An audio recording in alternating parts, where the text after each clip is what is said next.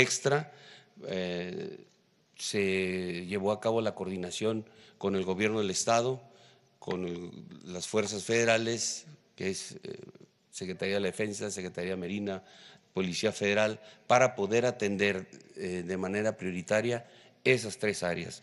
Ahí están concentrados los delitos, ahí están concentrados la presencia delincuencial y con la atención que tenemos en esas áreas, pues se han llegado a buenos resultados que ahorita los veremos en las estadísticas.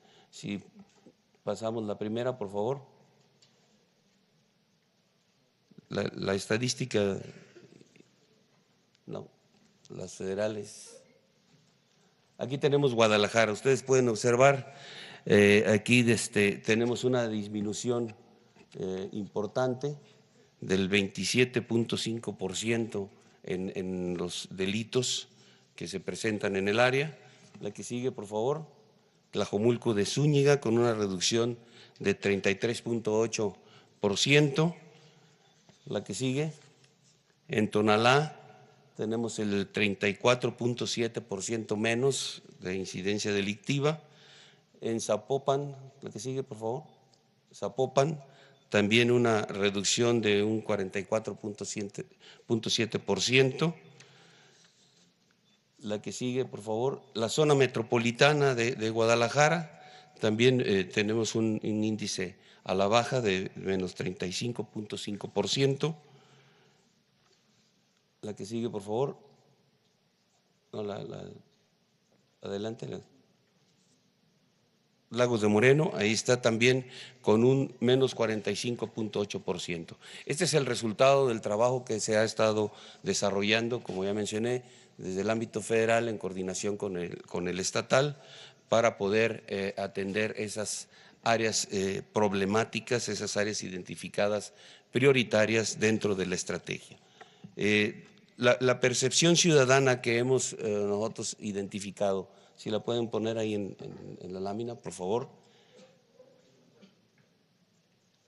Esa mera. ¿Qué es lo que hemos podido identificar? Bueno, que la ciudadanía ha establecido que, bueno, tenemos una mayor presencia de fuerzas del Estado dentro de esta actividad que estamos desarrollando, una reducción sensible en los índices delictivos, como ya se mencionó en las gráficas, una denuncia ciudadana que continúa activa, la misma sociedad se ha dado cuenta que su participación es importante en esta actividad en contra de la delincuencia y nos ha ayudado mucho con la denuncia.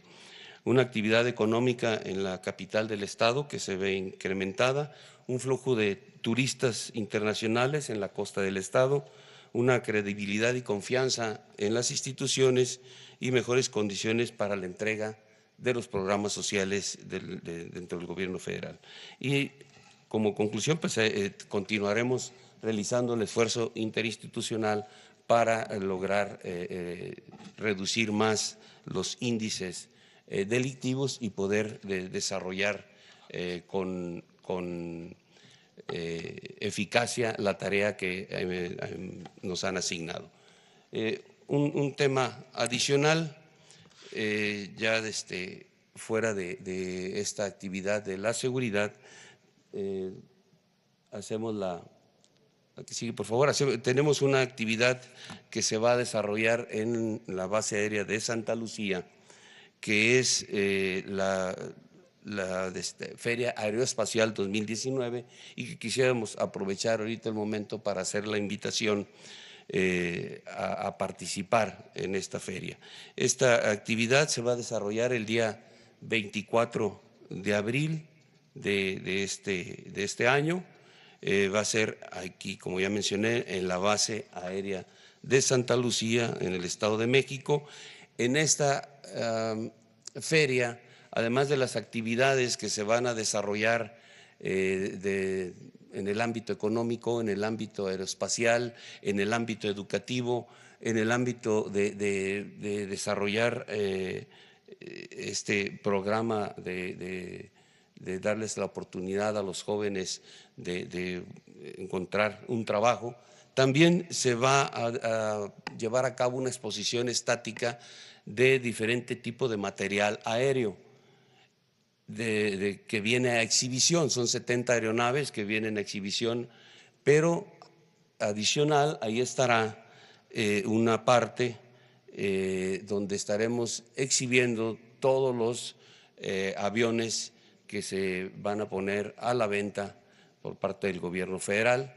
Se van a poder o van a estar en la exhibición, van a poder observar la gente que esté interesada en esto, ahí va a poder comprobar las características de los aviones y los estados de uso de los mismos, y habrá personal que dará la información sobre cada avión en particular de quienes se interesen. Ahí ustedes pueden ver el croquis de la exposición estática, y en la parte achurada que está a su lado, bueno, al lado izquierdo de la pantalla, ahí estará la exposición de este material aéreo que se pondrá en venta. Muchas gracias. Bueno, pues en general esa es la información. Yo destaco tres cosas. Primero, que hay muy buen trabajo de coordinación con el gobierno de Jalisco y también con los gobiernos municipales de la zona metropolitana y de todo el estado. Lo segundo que es importante subrayar, aunque ya se ha dicho, es de que se está trabajando de manera coordinada para enfrentar el grave problema de la inseguridad y de la violencia. No hay dispersión,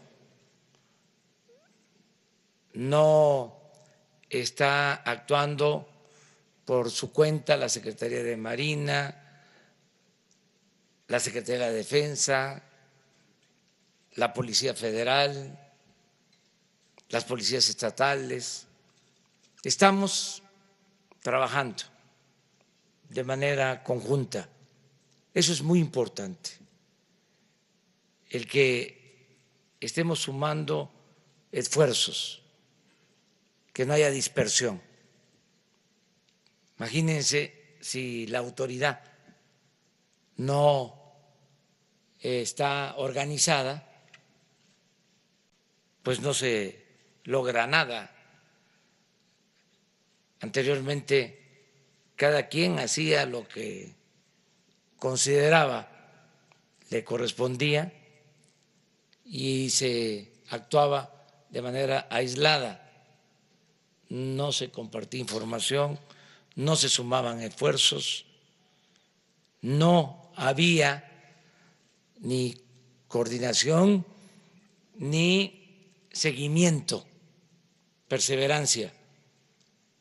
No es lo mismo que el presidente reciba un informe cada semana, cada 15 días, de la situación de seguridad del país, o que el gobernador se entere cada determinado tiempo, a que todos los días se esté trabajando para garantizar la paz y la tranquilidad en el país. Y lo tercero, que es muy importante destacar, es que se está logrando el utilizar todos los recursos, el unir esfuerzos, voluntades, el unir instituciones para atender el problema de la inseguridad pública.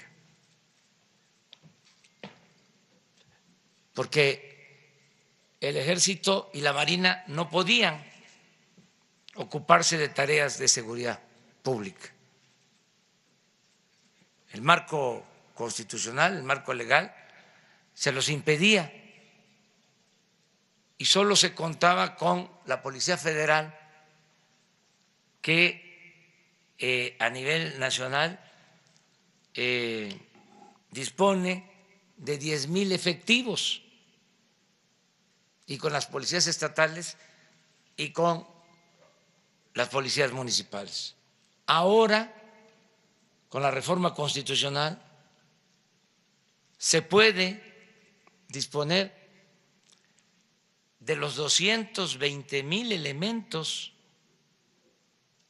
de las Fuerzas Armadas, del Ejército en particular, y de los 40,000 elementos de la Marina. Es un cambio trascendente, muy importante, contar ya legalmente con una fuerza superior y ir cambiando poco a poco, porque es un proceso, la función de estas instituciones tan importantes para el país, tan decisivas para garantizar la tranquilidad interna, como son la Marina y el Ejército. Ir cambiando la tarea, la función, o ir girando de la seguridad del Estado, de la seguridad interior, a la seguridad pública, que es lo que más necesitamos. Porque sí se requiere, desde luego, la defensa nacional, pero en el caso de que nuestro país fuese agredido, todos los mexicanos defenderíamos nuestra patria. Tendríamos que participar en la defensa nacional, como ha sido siempre en la historia. Pero ahora, en estos nuevos tiempos, lo que más nos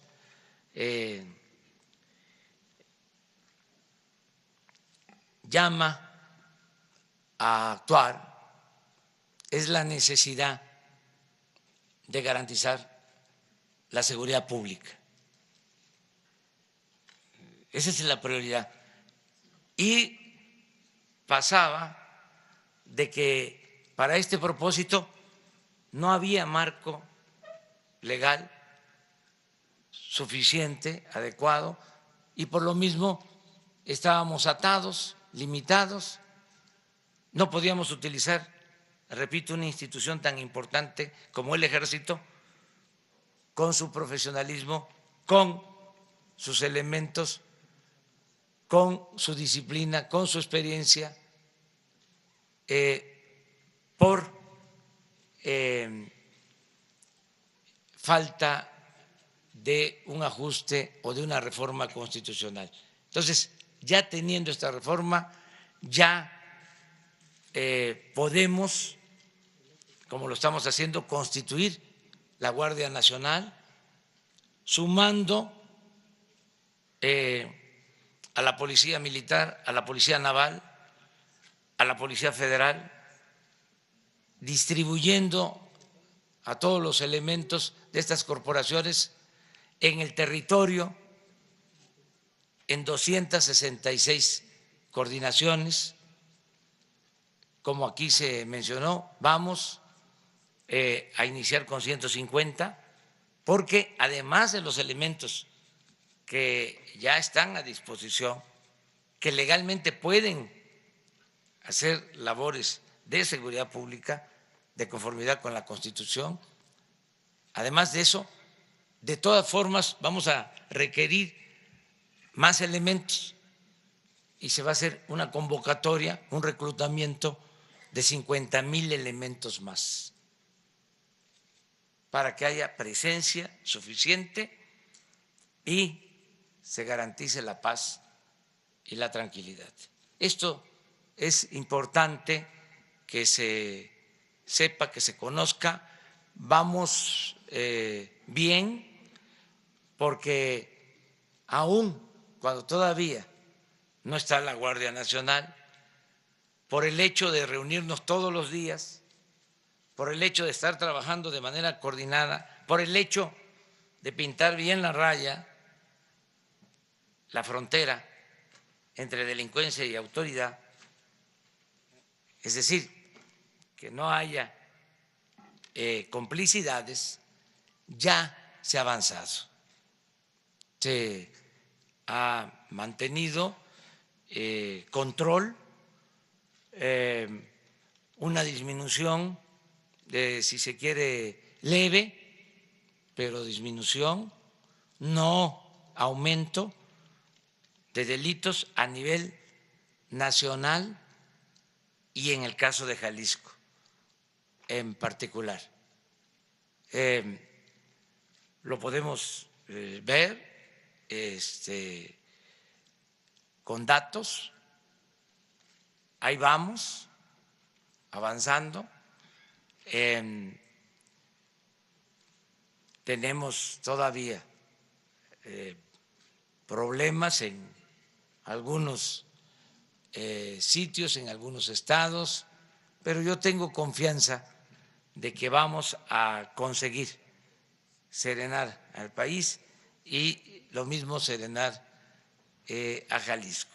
Termino nada más diciéndoles, recordando, subrayando, de que la base de esta estrategia, esto a pesar de que trabajáramos coordinados, de que estuviésemos todos los días atendiendo el asunto, el problema, a pesar de más elementos, no serviría del todo si no partiéramos de una base, de un elemento que es fundamental, que es la clave: atender las causas que originan la inseguridad y la violencia. Y eso es lo que estamos haciendo. El que se reactive la economía, que haya empleo, que se rescate al campo del abandono en que se encuentra, que haya bienestar, que se atienda a los jóvenes. No olvidemos que la paz y la tranquilidad son frutos de la justicia. Entonces, por eso tenemos confianza de que vamos a avanzar. Esto es importante en lo nacional. Hay 3 delitos que reflejan lo que realmente sucede, porque hay muchos delitos que se cometen que no se denuncian, hay cifra negra, pero homicidio y robo de vehículo, por lo general se tiene toda la información. A veces se maquillaban estos datos, pero al final se descubre, porque en el caso de homicidios pues hay que abrir una carpeta de investigación, se tienen los elementos. Entonces, por eso hemos tomado, para medir lo que está pasando, homicidios, robo de vehículo, a ver si tienen la lámina,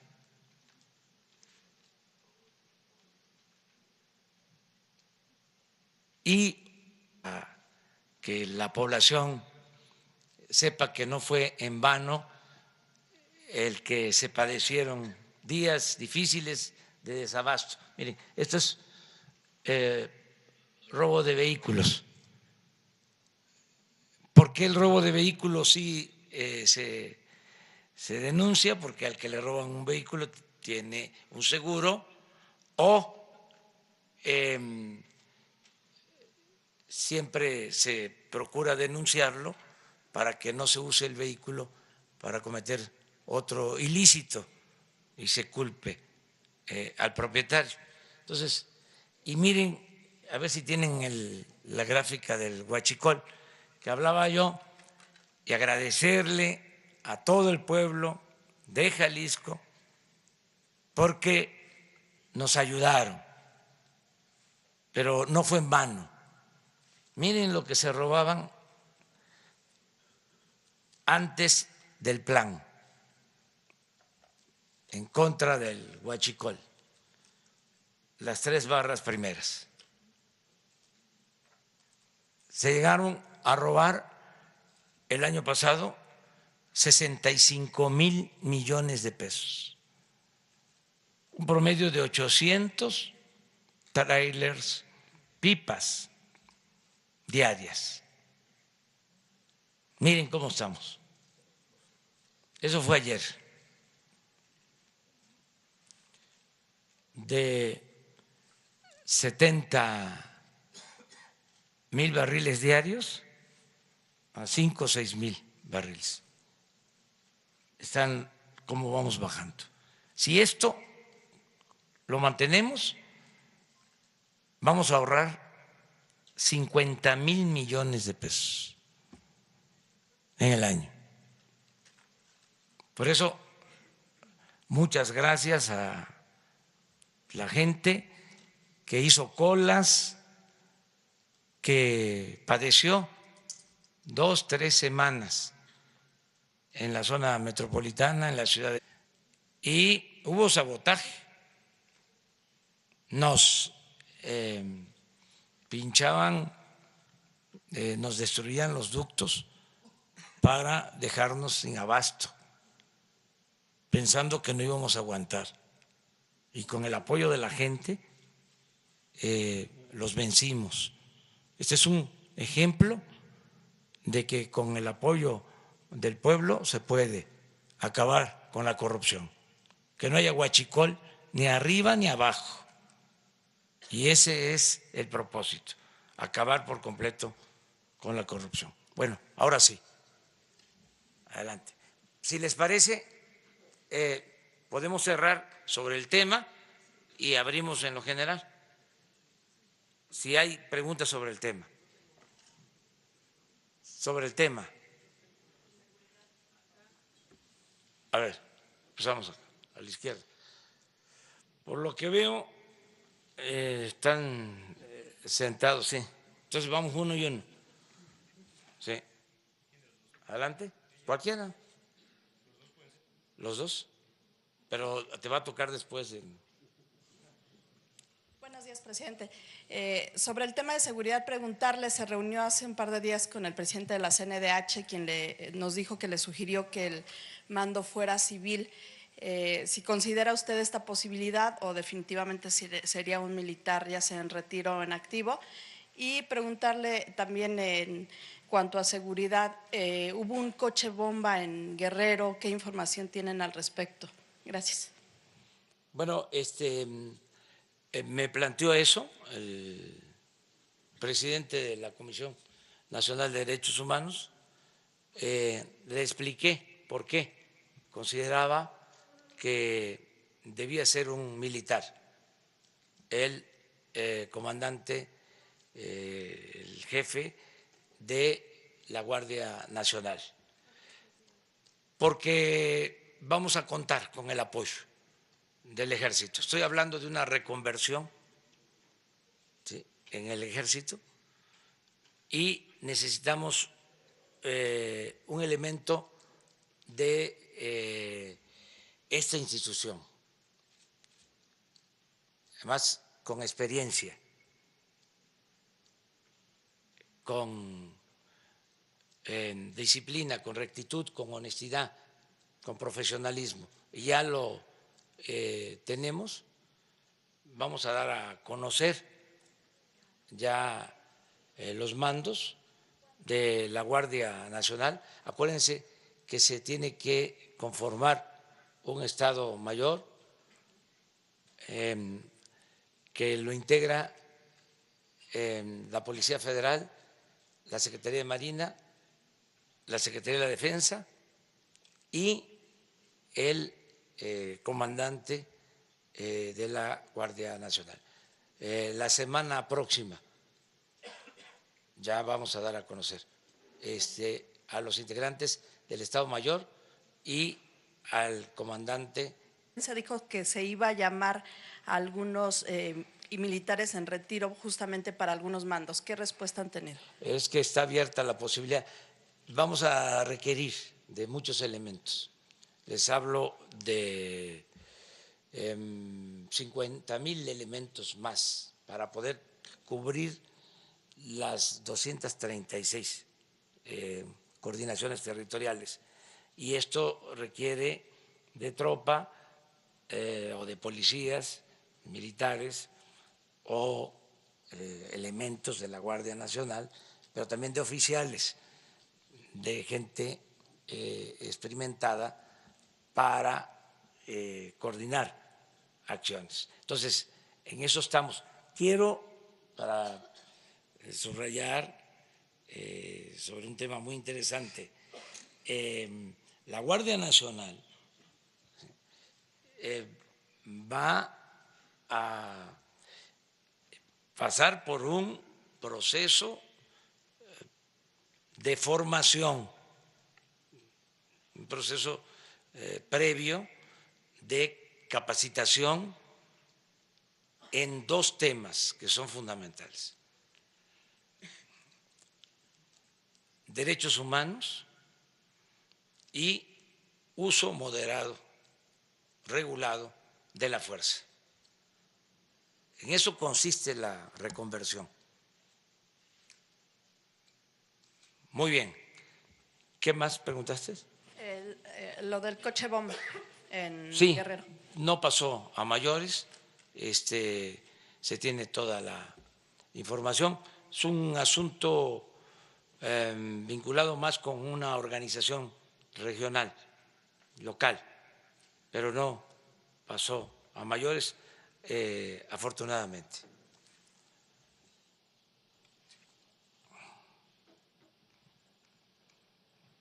Señor presidente, muy buenos días, me da gusto saludarlo.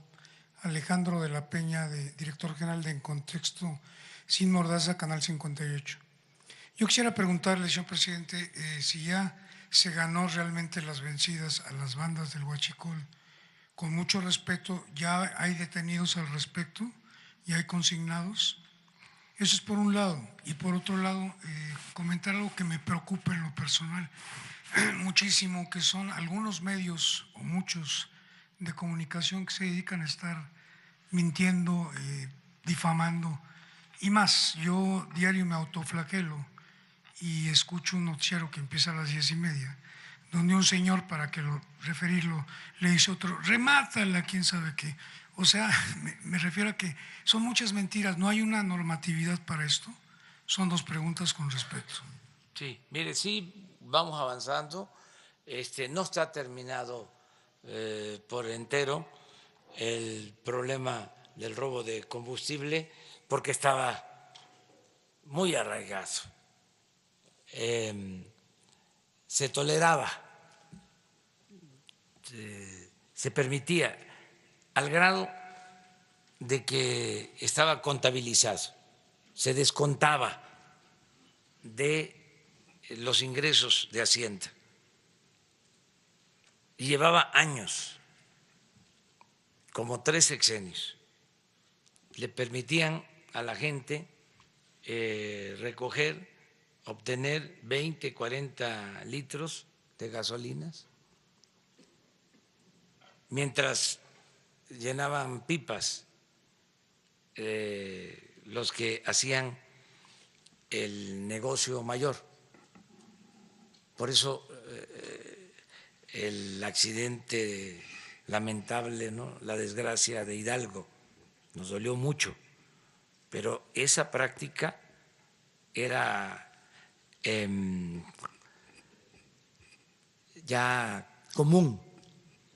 Se preparaba el terreno, se hacía una especie de zanja a la gente a que recogiera gasolinas.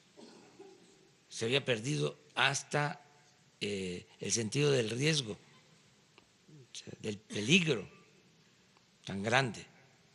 Entonces, ya eso se terminó. Hemos tenido problemas, descontrol en tomas clandestinas, así como el caso lamentable de Hidalgo, pero ya la gente ya no se acerca, ya no va, porque además estamos atendiendo a la gente que hacía estas actividades por necesidad, por falta de oportunidades. Entonces, cuando digo que estamos ganando, pues es que pues no es lo mismo que se roben 800 pipas diarias a que se roben 40. Y estamos operando con la mayoría de los ductos. Eso no se podía hacer. Saben que cuando tomamos la decisión de intervenir era porque en la oficina de Pemex, en la torre de Pemex, en el piso 3, había todo un sistema de monitoreo en donde se sabía cómo perdían presiones los ductos, sonaban las alarmas y no se hacía nada. ¿Qué hicimos? Tomamos ese centro de monitoreo, como las refinerías.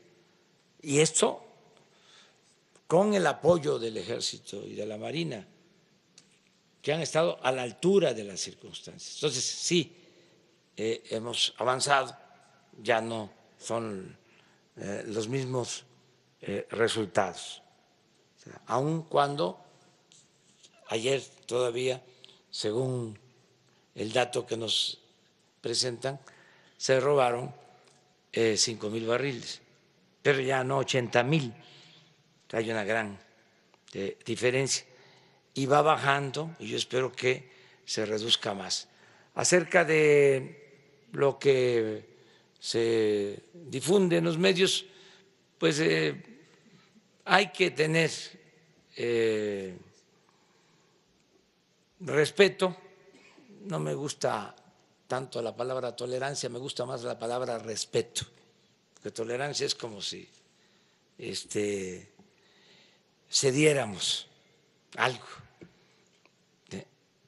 Y la palabra respeto se trata de la libertad. Y la prensa se regula con la prensa. Vale más que haya libertades, que haya excesos. Sí, se debe de comprender que estamos viviendo tiempos nuevos. Yo me la paso tocándole las puertas a muchos, les mando telegramas, correos electrónicos, avisándoles de que ya es otra realidad la del país. Y sobre todo,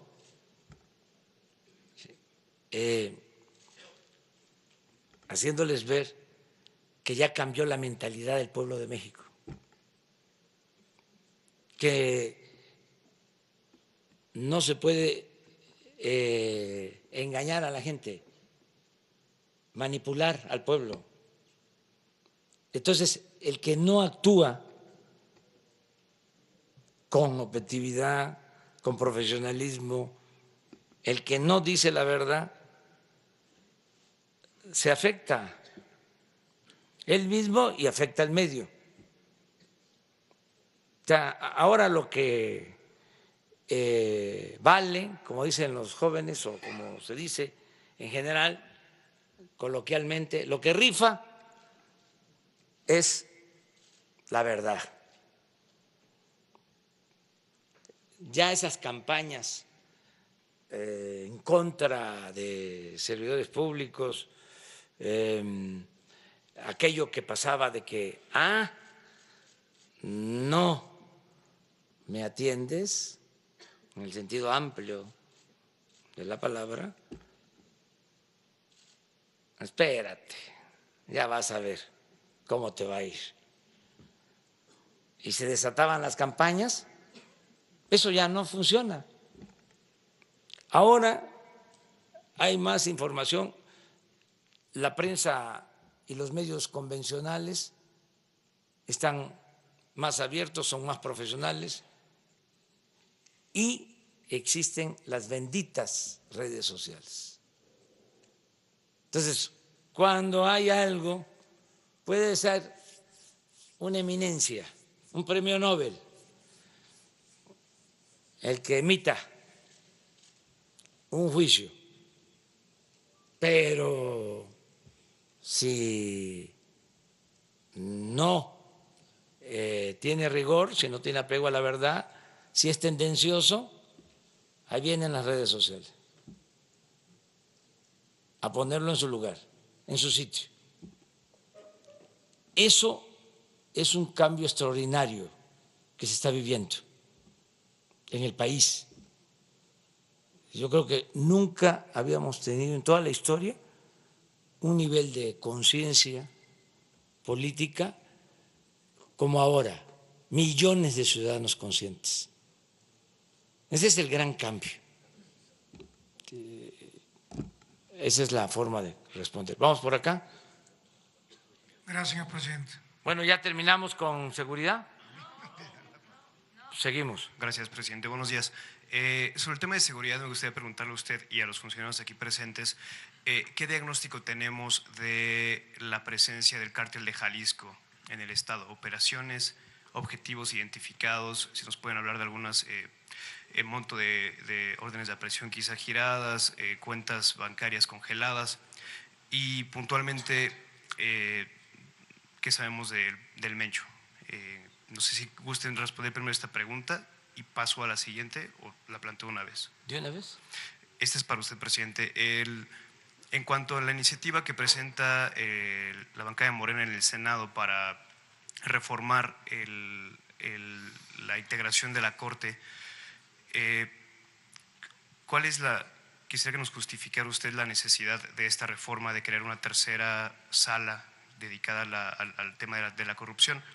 Sobre todo cuando ya existe, gracias a la reforma anticorrupción que se implementó hace unos años, un tribunal específicamente dedicado a este tema, y cuando se da a conocer, de hecho, de que hay una reciente sentencia que le ordena al Ejecutivo y al Congreso precisamente tramitar la designación de estos magistrados anticorrupción. ¿Va usted a atender esta sentencia y nombrar a estos magistrados o la va a hacer a un lado? Y reitero, ¿qué necesidad hay cuál es la justificación de hacer esta reforma a la Corte? Gracias. Bueno, es una decisión, te contesto esto último, de los legisladores, un signo de los nuevos tiempos, de la cuarta transformación, es que hay división y hay equilibrio de poderes. Ya el Ejecutivo dejó de ser el poder de los poderes. Hace poco, hace 2 días, nos rechazaron las ternas para la CRE, el Senado. Nunca había sucedido de que le rechazaran ternas al presidente. Por eso me dio mucho gusto, porque quiere decir que hay cambios, se están dando cambios. Al mismo tiempo hay cooperación y hay comunicación. Ayer me reuní con el presidente de la Suprema Corte de Justicia con respeto a la autonomía de los poderes. Acerca de lo que me planteas, es un asunto del Poder Legislativo. Mi opinión respetuosa es de que ya no necesitamos más aparatos. Lo que se requiere es mantener la voluntad de no permitir la corrupción, acabar con la corrupción, de arriba hacia abajo. Y diría que hemos avanzado. En el Ejecutivo ya no hay corrupción tolerada de arriba hacia abajo, porque el principal problema en cuanto a el predominio de la corrupción es que se tolera arriba. No hay ningún negocio jugoso que se haga en el país que no lleve el visto bueno del presidente de la República. Es un cuento eso de que son las autoridades inferiores o menores las que toman las decisiones, ni siquiera los secretarios. Cuando se trata de entregar contratos para la construcción de gasoductos, contratos leoninos, pues tiene que consultarse al presidente. Ni modo que lo va a hacer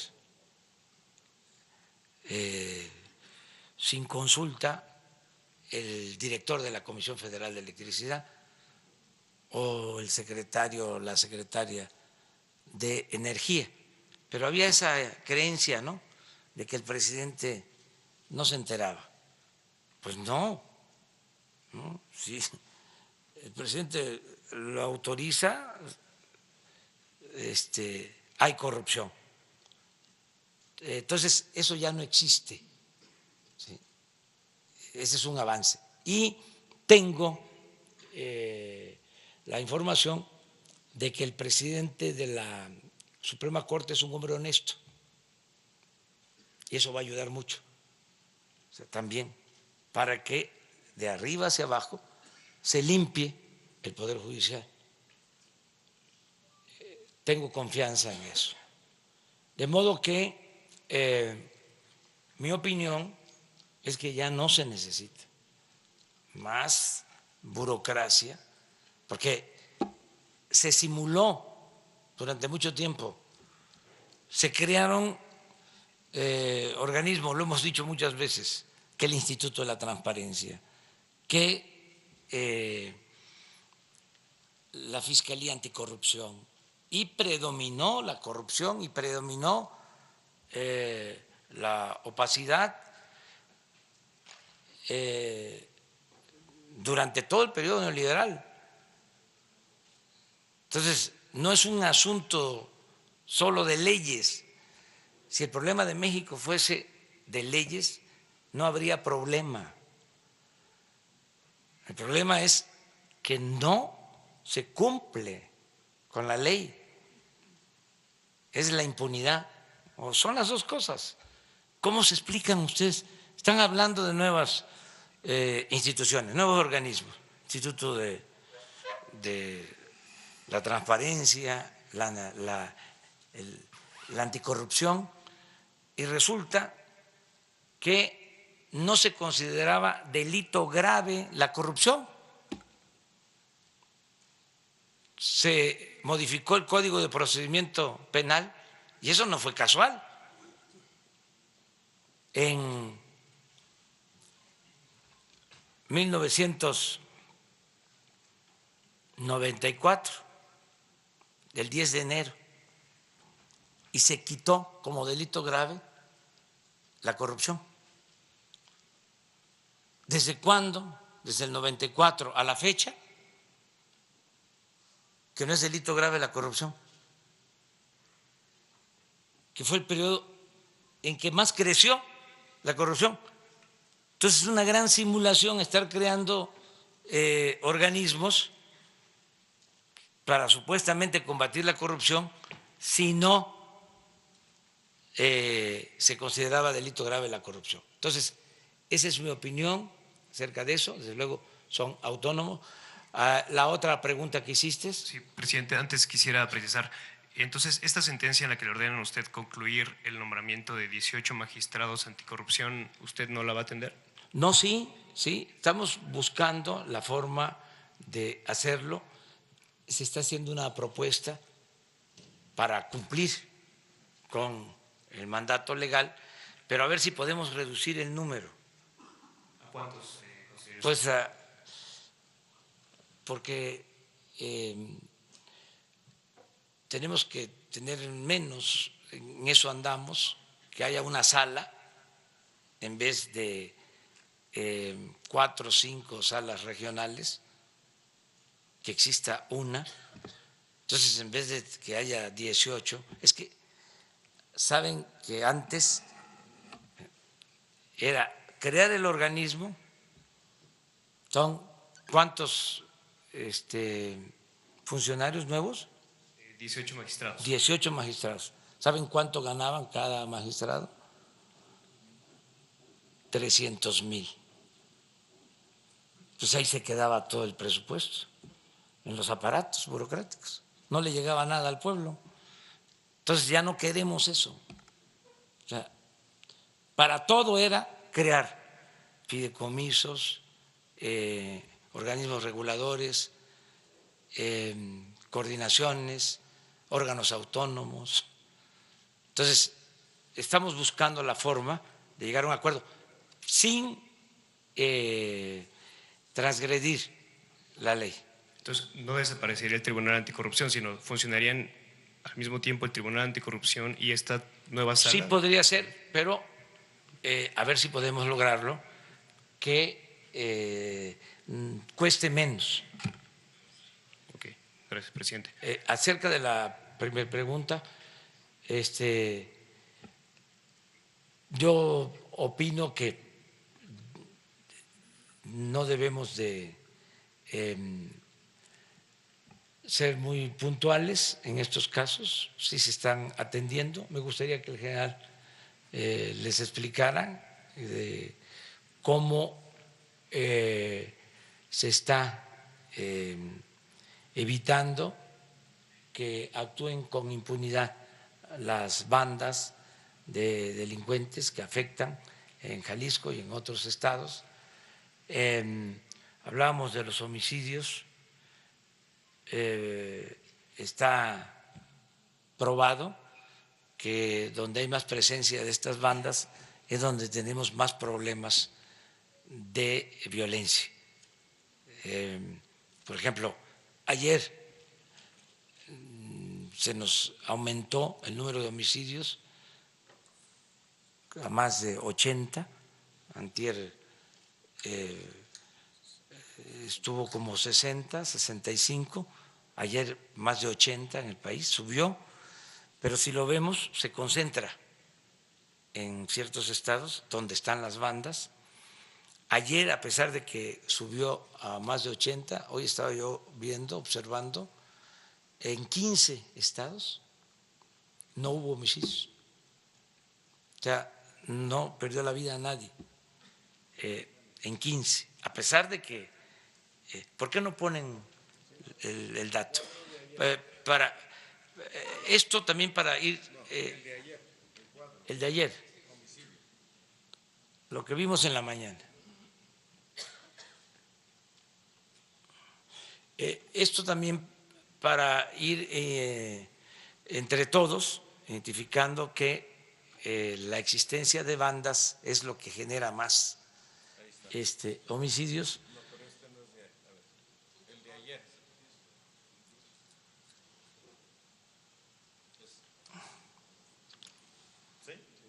A ver.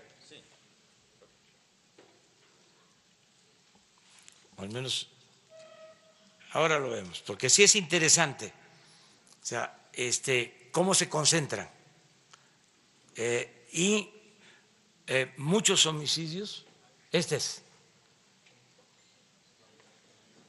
Mira,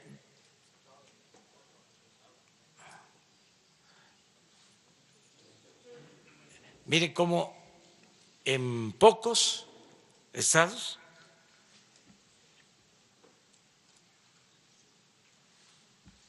tenemos la mayoría. Y tiene que ver, por ejemplo, el caso de Baja California, el Estado de México, pero si contamos cuántos no tienen,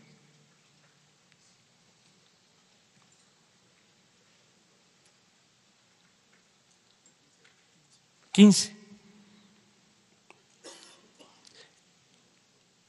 El homicidio está muy relacionado con enfrentamientos de la delincuencia. A ver, general.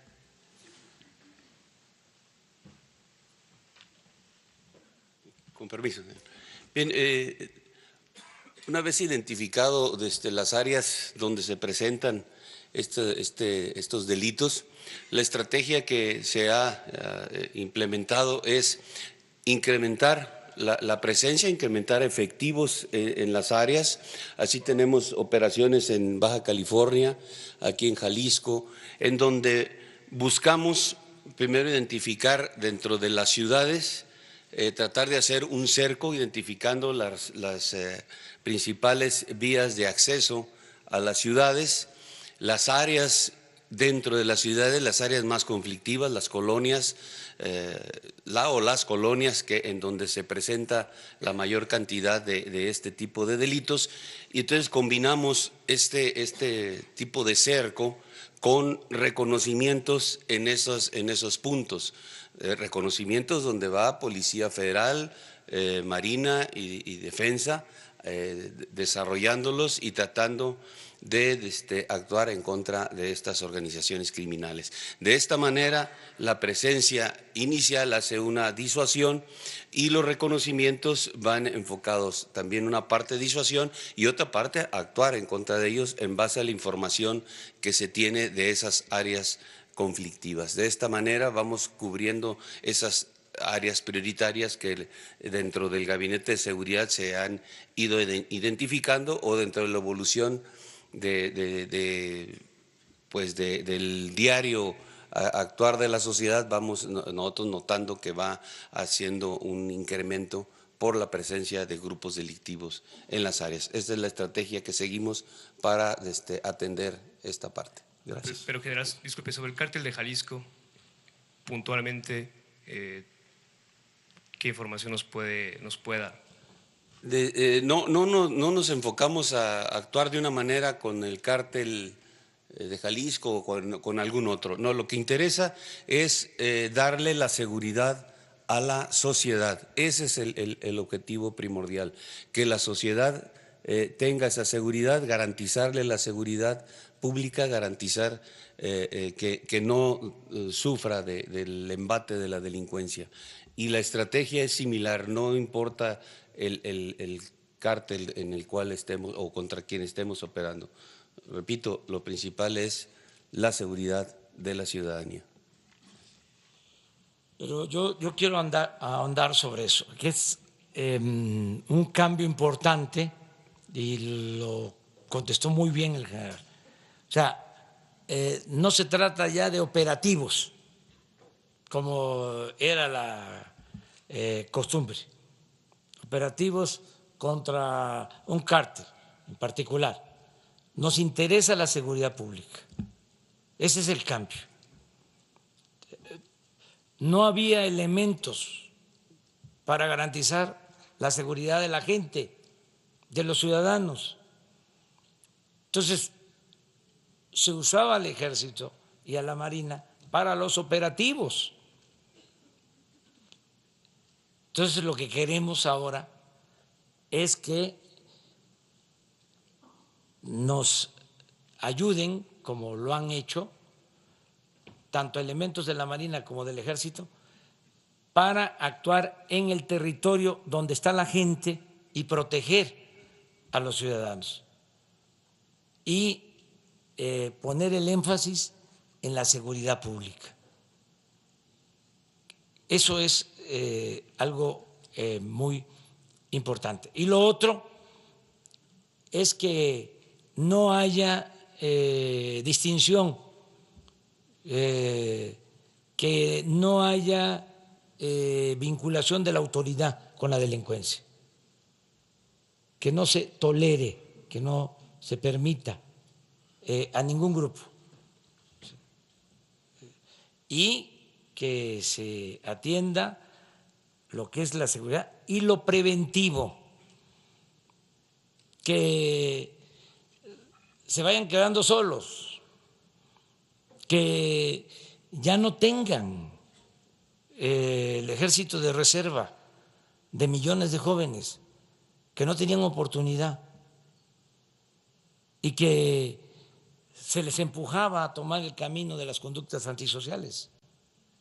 Ahora no, ahora los jóvenes tienen becas, son contratados para trabajar como aprendices, ¿sí?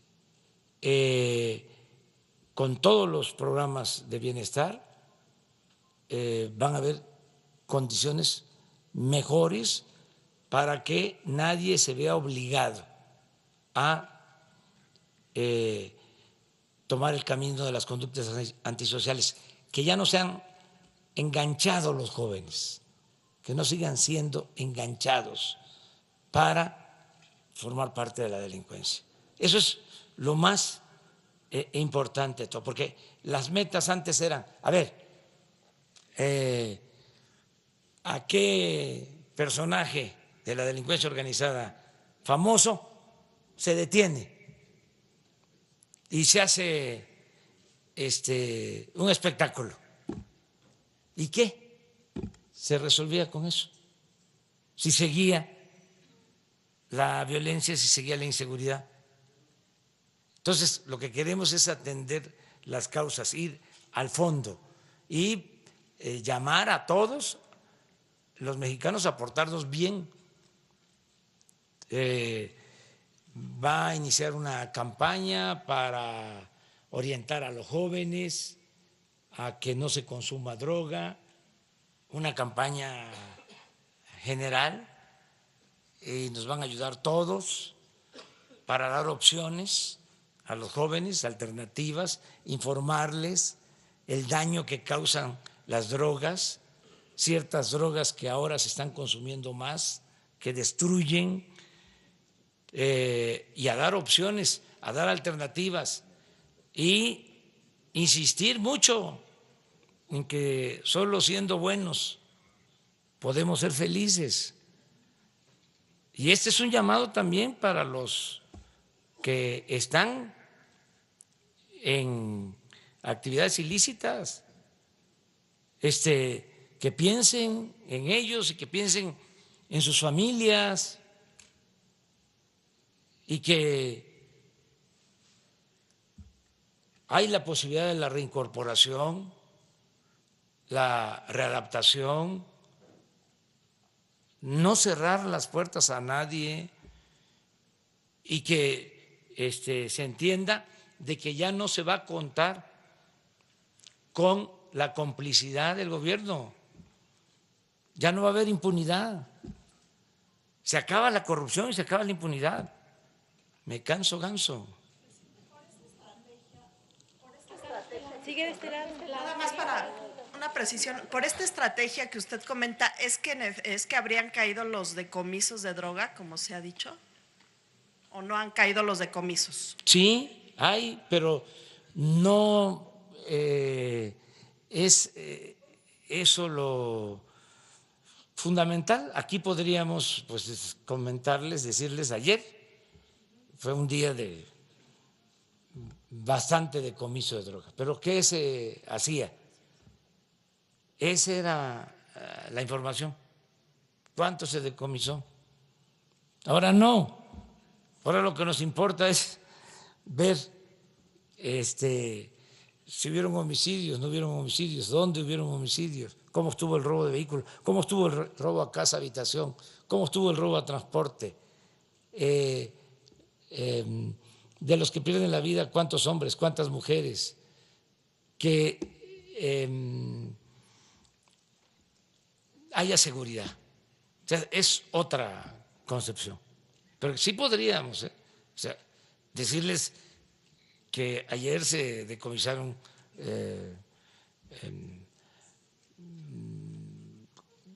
mucha cantidad de droga,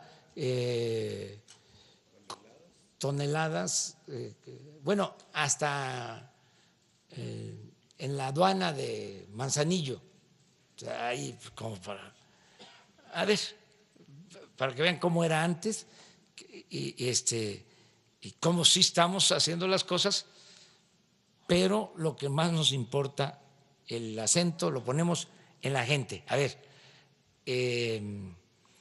aquí el secretario de Marina nos va a informar de una visita que hicieron a la aduana de Manzanillo sobre el decomiso que se hizo.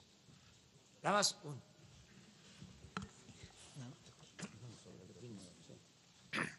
Buenos días.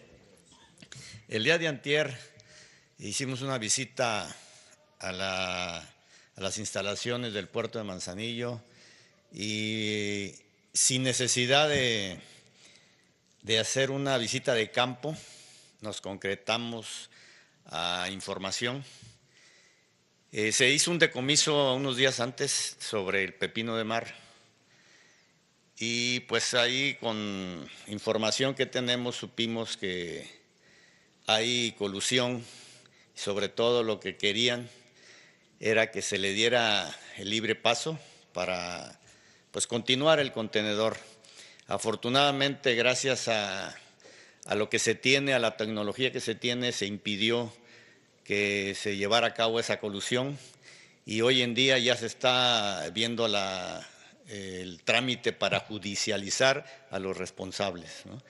Es una decomiso únicamente, le podemos decir a ustedes sobre el pepino de mar, pero hay otras cuestiones que no tiene caso ahorita mencionarlo, en su momento se les hará conocer. Esto fue sobre el pepino de mar, que creo que ya ustedes lo sabían, porque se dio a la información hace algunos días, y nada más la conclusión que se llegó es que sí hay colusión y ya estamos trabajando para judicializar ese caso, ¿no? Esa es la información que les podemos dar. Gracias.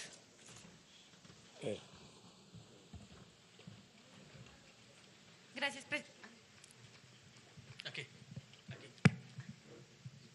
Gracias, presidente. Marta Hernández, de NTR. Preguntarle, en primer punto, en Jalisco, autoridades han señalado que los homicidios son porque se están matando entre grupos del crimen organizado. Si ustedes tienen información que así lo sostenga, porque al menos lo que se ha obtenido vía transparencia por parte de autoridades estatales no corrobora esa versión, y si la estrategia que usted está planteando de reforzar las políticas en materia de derechos humanos va a incluir este tema tan delicado de seguridad y los discursos oficiales. Eso por un lado.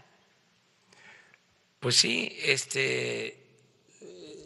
cierto, donde hay más presencia de bandas, hay más homicidios, y en algunos casos son enfrentamientos entre bandas por el control de plazas.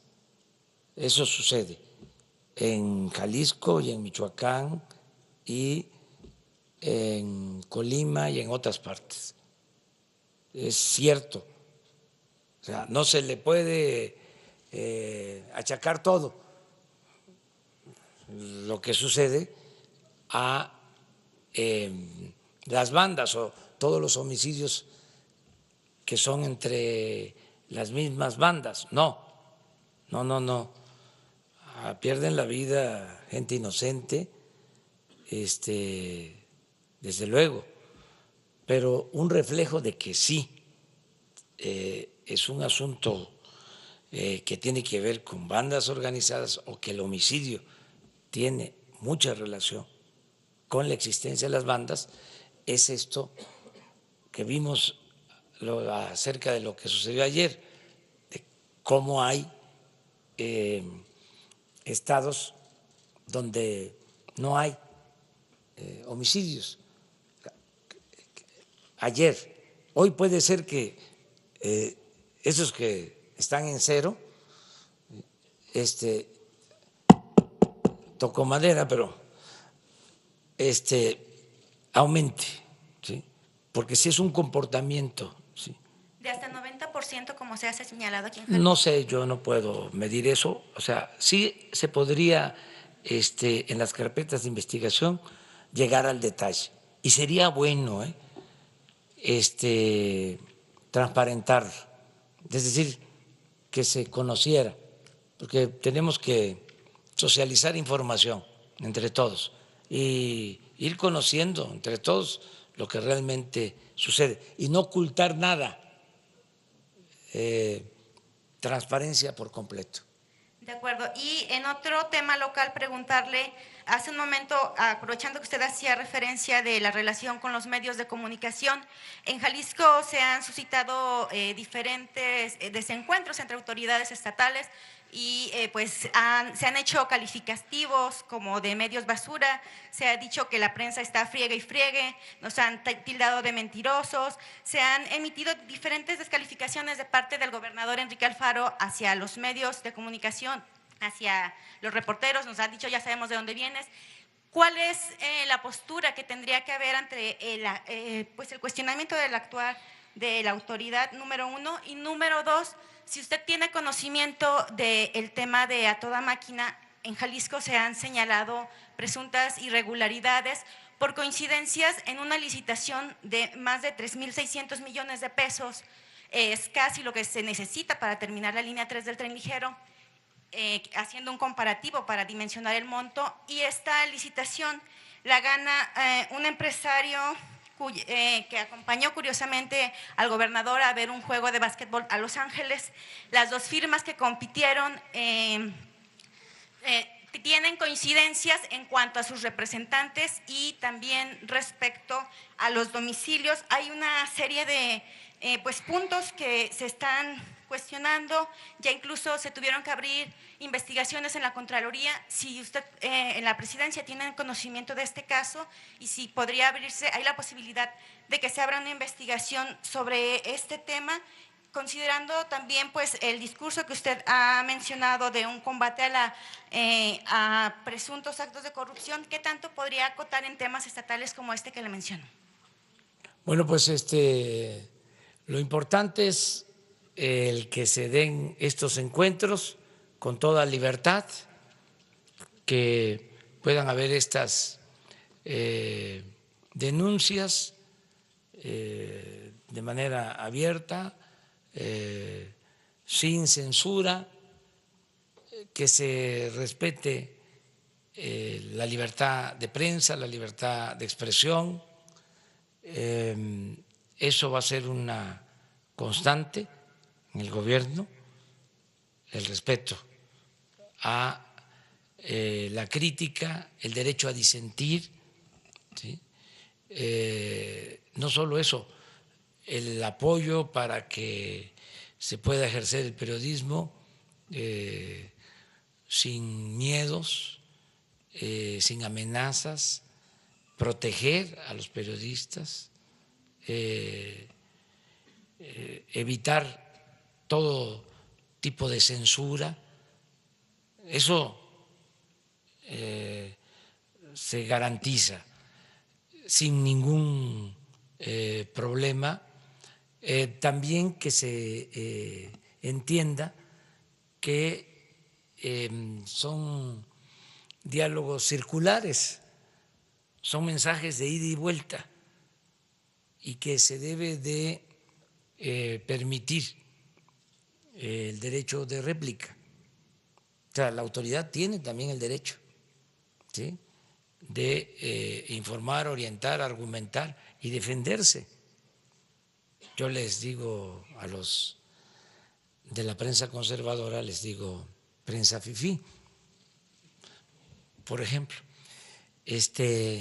pero no es un insulto, es señalar de que existe una prensa conservadora que no les gusta que se haya llevado a cabo un cambio en el país, porque ellos formaban parte del antiguo régimen, eran, para decirlo coloquialmente, pero con todo respeto, alcahuetes. Entonces, de todo esto se habla y así tiene que ser la vida pública, cada vez más pública y transparente, crítica, respetuosa. y que haya equilibrios, porque también antes toda la prensa volcada o los medios o la mayoría, para no generalizar, a aplaudir, a quemar incienso al gobierno como misión, obedecer y callar. Y ahora, ¿no?, pues lo que se tiene que buscar es que sea una prensa, medios equilibrados, objetivos. Y hablaba yo de el valor de la verdad, que eso es lo más importante, ¿sí?, apego a la verdad. Y en el caso de Jalisco, en particular, mi opinión es que tienen un buen gobernador. Ya ven que yo siempre digo lo que pienso y respeto pues otros puntos de vista, pero yo creo que se tiene un buen gobernador en Jalisco. Y ya no me meto a más. De lo que le pregunté del programa Toda Máquina, ¿tiene conocimiento? No, pero estoy seguro que todo eso tiene una explicación y se va a informar en su momento. Y si hay alguna duda, creo que se va a aclarar. Ese es mi punto de vista. Una más. Él quedó pendiente, lleva una semana levantando la mano. A ver.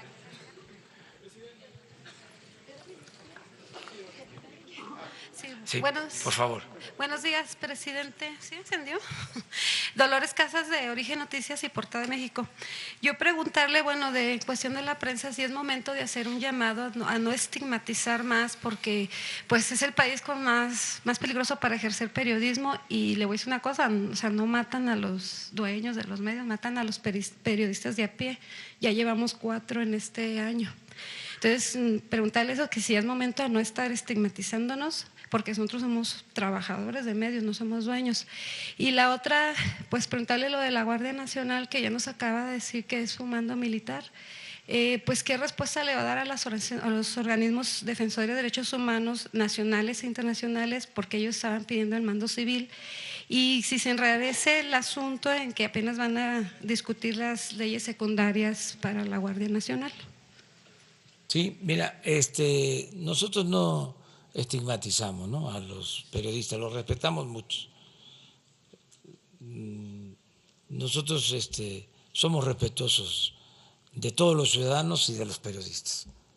Considero el periodismo un noble oficio. O sea, sin el periodismo no se hubiesen llevado a cabo las transformaciones en el país. Tengo como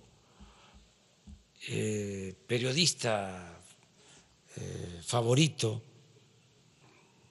a un opositor de la época del Porfiriato, Daniel Cabrera, el hijo del director del periódico El Hijo del Ahuizote. O sea, Zarco también muy bueno, pero ya ve cómo es asunto de apreciaciones. Yo pienso Daniel Cabrera. Y están también los hermanos Flores Magón y muchos periodistas, ¿no?, que respetamos. O sea, es distinto. O sea, el que haya debate, o sea, que haya mensajes de ida y vuelta. Es que esto es parte de la democracia. Que no se esté nada más, ¿sí?, señalando que los dueños de medios, que tienen algunos, ¿no?, intereses creados, o no solo por cuestiones económicas, sino por cuestiones ideológicas, son conservadores. Siempre ha existido el conservadurismo en todas partes. Entonces son las dos grandes corrientes de pensamiento en México y en el mundo, el pensamiento conservador y el pensamiento liberal. Y entonces una de las características del conservadurismo es la hipocresía, esa es su doctrina verdadera. Entonces aparentan ser liberales, aparentan ser independientes, aparentan ser libres, objetivos, profesionales. Y no. Entonces, ese debate es muy bueno. Lo de prensa fifí ya lo he explicado en otras ocasiones. Es la prensa que enfrentó al apóstol de la democracia, Francisco I. Madero. Hay algo que nunca le perdonaron los porfiristas,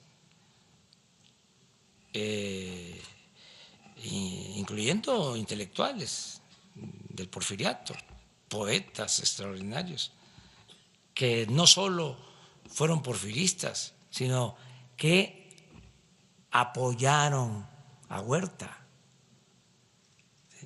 Hay una cosa que nunca le perdonaron los porfiristas a Gustavo Madero. Cuando triunfa Francisco I. Madero, se desata la crítica, ¿no?, de los periodistas, como pocas veces, insultos al presidente. Bueno, un jalisciense extraordinario, un gran pintor, José Clemente Orozco, era porfirista. Luego se volvió revolucionario, extraordinario, como artista y como revolucionario. Bueno, llegó a publicar una caricatura en donde ponía a Porfirio como gigante y a Madero como un pigmeo, Orozco. Ya se pueden imaginar los otros. Entonces, en ese contexto, Gustavo Madero dijo una frase que no se la perdonaron, porque por eso fue tan cobarde y vil la forma como lo asesinaron. Dijo: le muerden la mano a quien les quitó el bozal. Eso no se lo perdonaron, por eso lo asesinaron así. Entonces, son temas que no conoce la historia, o el que no sabe de dónde viene no va a saber hacia dónde va. Entonces, ¿de dónde viene lo de la prensa fifí? De ahí. Y de quienes celebraban el fracaso de el presidente demócrata más importante que ha habido en la historia de México. Entonces, no es ofender a ningún periodista, no, es, a ver, fuera máscaras. ¿Cómo es que ayudaste a Salinas, que entregó los bienes de la nación y del pueblo a sus allegados? Te quedaste callado, porque Salinas es el padre de la desigualdad moderna. Por él es que se profundizaron las desigualdades en el país, porque lo que era de la nación lo transfirió, lo pasó a unos cuantos. ¿Y cómo te quedaste callado ante eso? Y ahora ya estás de opositor. Bueno, pues cuando menos que yo pueda decirte que eres fifí. Es lo único. Lo de la Guardia Nacional está permitido en la Constitución. Estamos por entregar las 3 leyes reglamentarias y le expliqué al presidente de la Comisión de Derechos Humanos y voy a seguirle explicando. Viene la señora Bachelet, sí, viene la señora Bachelet, le voy a explicar el por qué necesitamos del apoyo del Ejército. Nada más quiero también que quede claro que el presidente de México es al mismo tiempo comandante supremo de las Fuerzas Armadas y yo nunca voy a dar la orden al Ejército, a la Marina, a ninguna corporación de que se reprima al pueblo de México. O sea,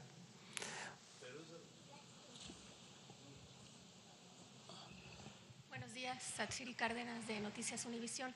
Usted ha estado hablando toda la semana de la actitud del presidente Donald Trump de lo de cerrar la frontera, pero ayer por la tarde él cambió su mensaje hacia la actitud en la frontera, ha dicho que nos va a dar un plazo de 1 año y aranceles a los automóviles en la frontera.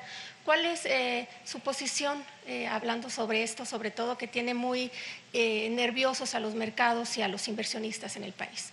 yo le diría a los inversionistas mexicanos y extranjeros y a los que participan en el mercado financiero que estén tranquilos, que es muy buena la relación que tenemos con el gobierno de Estados Unidos, que se va a ratificar el Tratado de Libre Comercio,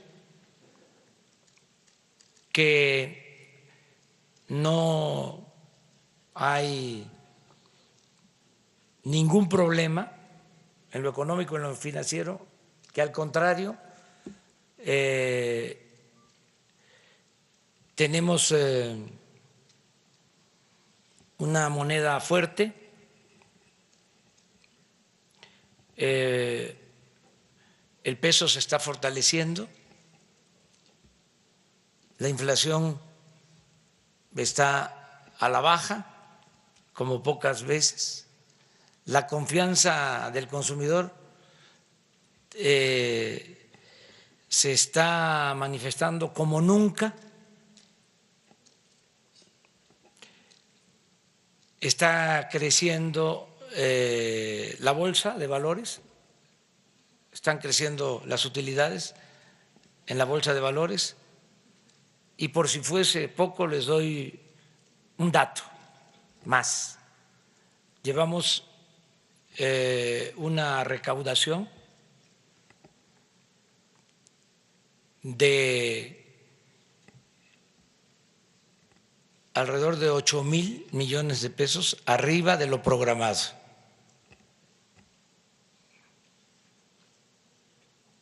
En los primeros 3 meses, 8,000. Y estamos como 20,000 millones arriba de lo que obtuvieron en el mismo periodo en la administración pasada. ¿Cuál sería entonces el dato absoluto? ¿Son 8,000 millones más? ¿Cuánto era la expectativa? Estamos 1%, o sea, hemos recaudado hasta ahora, en 3 meses, alrededor de 850,000 millones de pesos. Señor presidente, ayer Trump también lanza un ultimátum para que sea México el que frene el comercio ilegal de armas, justo después de que… Pero hay que entender circunstancias. Ustedes son muy buenos investigadores, son mirones profesionales, se los dejo de tarea. Yo lo único que puedo decir es que son buenas las relaciones, que no tenemos confrontación con el gobierno de Estados Unidos, hay estabilidad económica, hay estabilidad financiera y así lo muestran los datos. Todo esto que les acabo de decir. Les adelanté lo de la recaudación, que es un dato importante. Hoy, ya porque lo expresé, lo voy a hacer oficial. O sea, ya me sacaron bastante información. Se rayaron. Muchas gracias. Las tortas ahogadas nos están esperando. Oiga, presidente, rápido, dos preguntas. Presidente, a este lado. Presidente. A la línea 3. Voy a ir a recorrer con el gobernador la línea 3, la construcción del tren. Les explico, se había presupuestado, hay en el presupuesto una autorización de 1,000 millones de pesos. El gobernador me informó que con eso no se terminaba de construir el metro, que se habían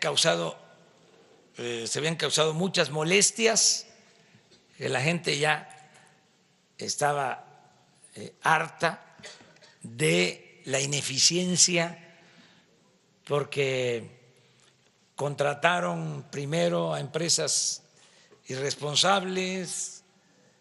Ahora tengo entendido que la empresa es de Jalisco y es una empresa responsable, o que merece el beneficio de la duda, porque sí es una empresa seria, según me dicen. Bueno, ¿qué se acordó? Terminar el metro en diciembre de este año. Le pedí al secretario de Comunicaciones, el ingeniero Jiménez Espriu, que me entregara un informe de cuánto se necesitaba para terminarlo en diciembre. Y tengo la tarjeta que me entregó, ahí la tengo, que se requerían 3,500 millones de pesos más. Hicimos todo un esfuerzo para conseguir esos 3,500 millones de pesos adicionales. En total va a costar la terminación 4,500 millones de pesos, y existe el compromiso del secretario de Comunicaciones y Transporte de terminar el tren en diciembre. Y ustedes me van a ayudar, me van a apoyar para que se cumpla con este compromiso. Hoy voy a hacer una supervisión, voy a visitar con el gobernador esta obra.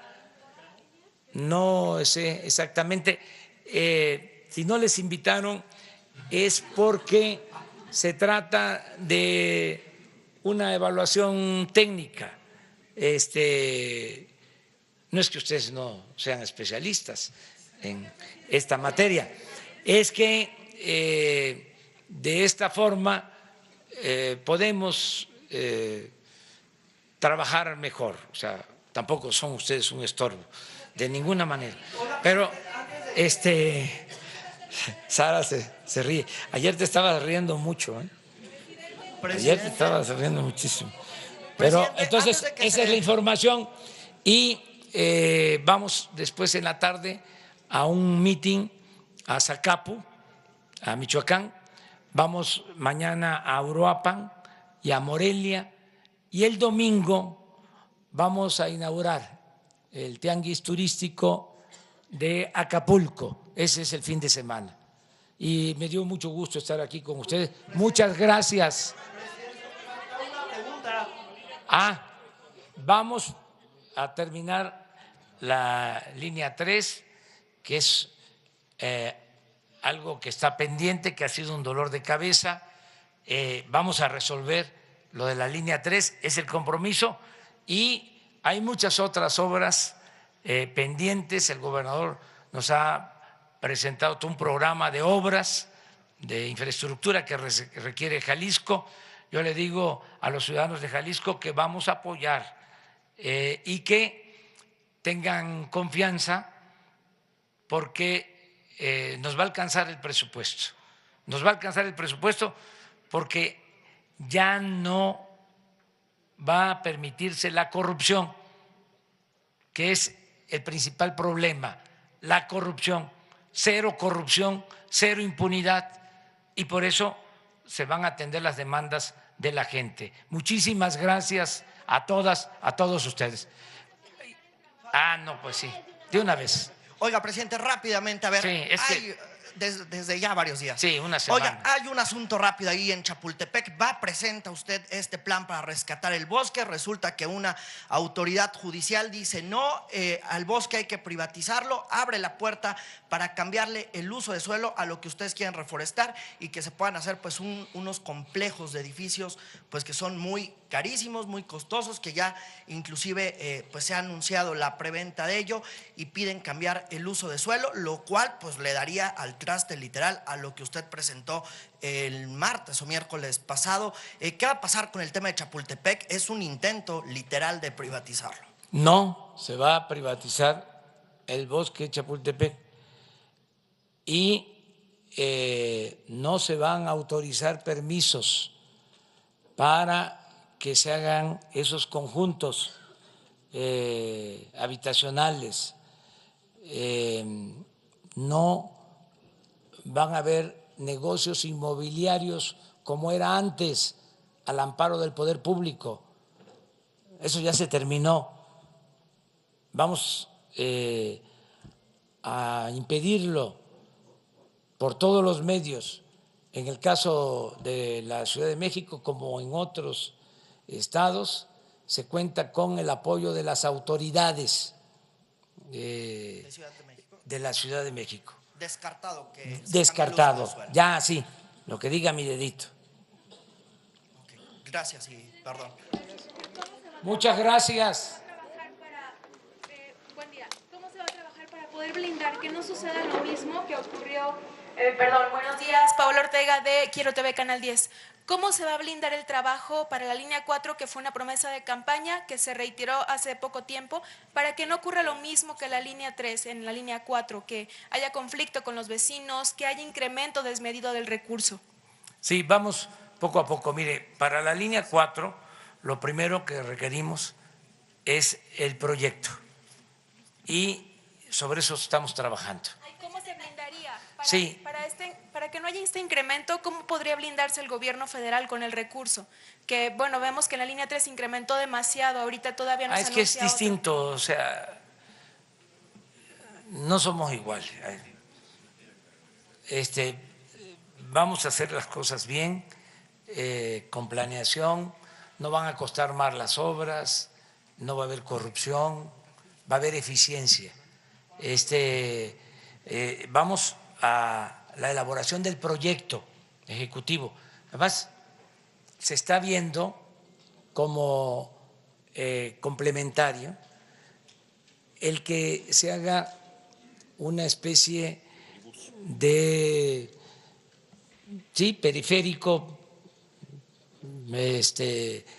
para el transporte de el peribús. Esto va a ayudar mucho en la conexión para la línea 4, o sea, acorta el tramo del tren, ¿sí?, para llegar a la vía esta, ¿sí? Entonces, él nos hizo ya el planteamiento y estamos trabajando de manera. ¿El proyecto podría presentarse ya que finalice línea 3 o incluso antes para la línea 4? El proyecto cuando esté terminado, ¿sí?, porque yo tengo este compromiso de esta línea 4, tengo el compromiso también de el metro de Chalco, son de los dos compromisos que hice. Entonces, vamos a cumplir. Muchas gracias.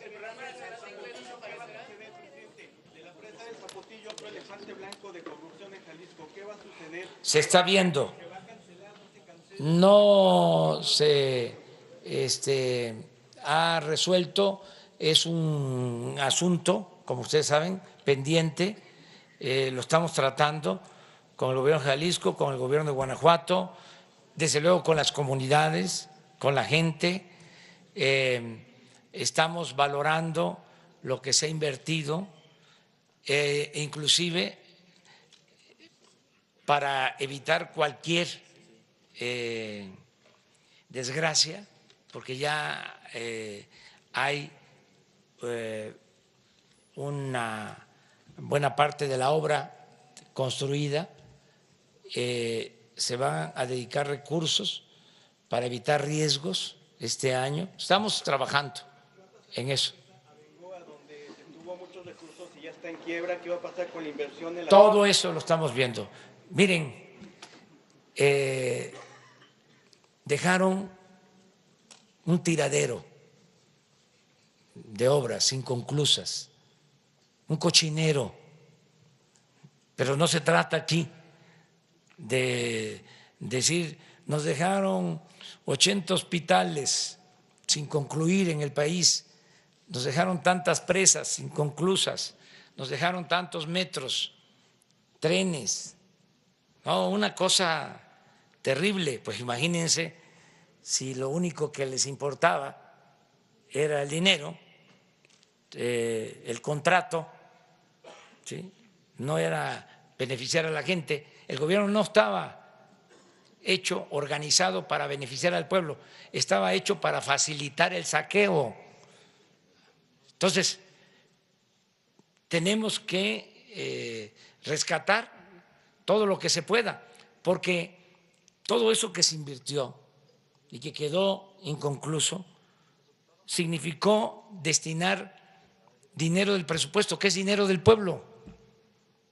Entonces no es nada más decir, ahí se queda, no nos corresponde, no lo iniciamos nosotros, no es prioritario. No, lo tenemos que analizar para no derrochar, para no desperdiciar, para actuar responsablemente. Por último, ya va a empezar el periodo de vacaciones. ¿Qué va a suceder con la empresa de Telepeaje que lo controla? ¿No empezó a operar el 1 de abril como estaba previsto? ¿Se va a sancionar? ¿No se va a sancionar? Se está revisando también todo eso. Los descuentos en salud, presidente. Muchísimas gracias. Muchas gracias. ¿El Programa Nacional de Inglés es importante para México? Sí, importantísimo, todo. No, hay que ayudar, hay que basificar a maestros, a médicos, pero hay que hacerlo poco a poco, en la medida de nuestras posibilidades, porque son miles los trabajadores al servicio del Estado que son contratados por honorarios o de manera eventual, y poco a poco se les tiene que ir regularizando, pero es un proceso. Ya vamos a estar informando sobre eso. Muchas gracias.